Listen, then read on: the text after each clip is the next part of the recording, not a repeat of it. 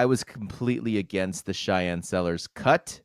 I think I still am. I think that the conversation that, you know, I think Natalie Nakase being the first Japanese head coach, maybe NBA and WNBA, I assume. I don't remember a Japanese head coach in the NBA, but I want to see her succeed. I want to give her the benefit of the doubt because, there's no representation on the Asian side as a whole and really Mm-hmm. basketball in general.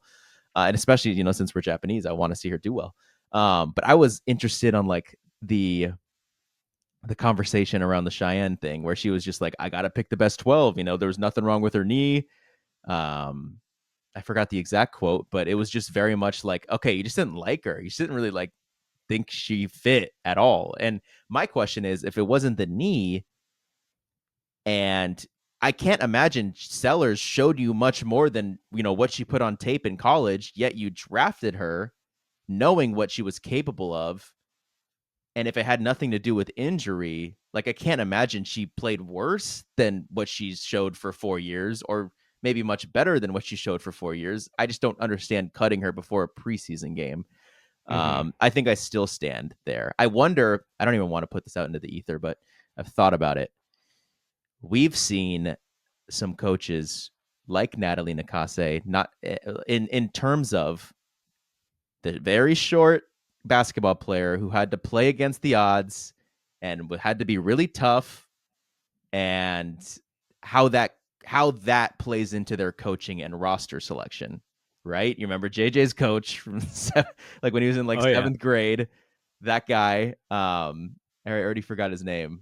If you're listening to this, you've got no friends on this side, my guy. But um, I just wonder, like, does she skew in the sense of, because if you're like the very undersized player who played at a high level, you have a chip on your shoulder. Are you going to gravitate more towards players that are going to have a chip on their shoulder and maybe have the odds against them, or are you going to gravitate more towards like, you know, I guess more of the talent side, and like that was the weird thing about JJ's coach is that he shied away from what made him good, and he went just for like the god-given talent of height and size.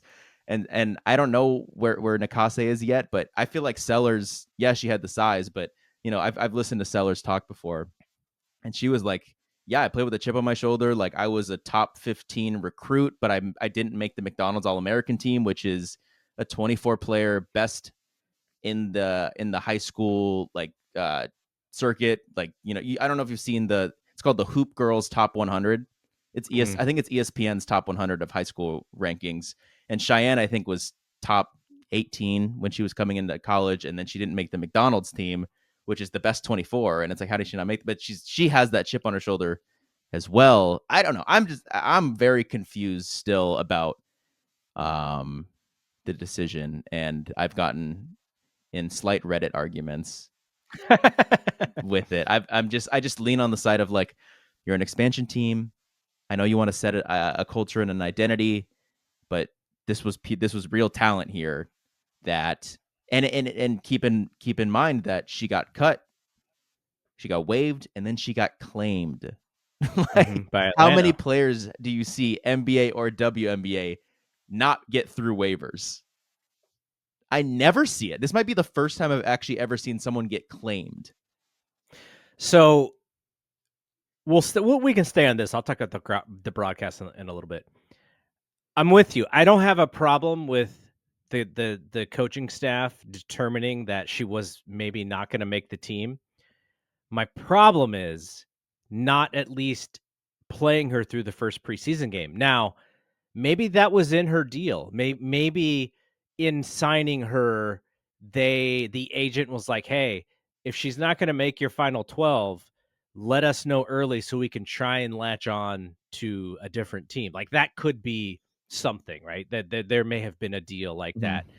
And so that's the thing that we don't know. And this is the problem that I have with the current coverage of the Valkyries, which I know will get better.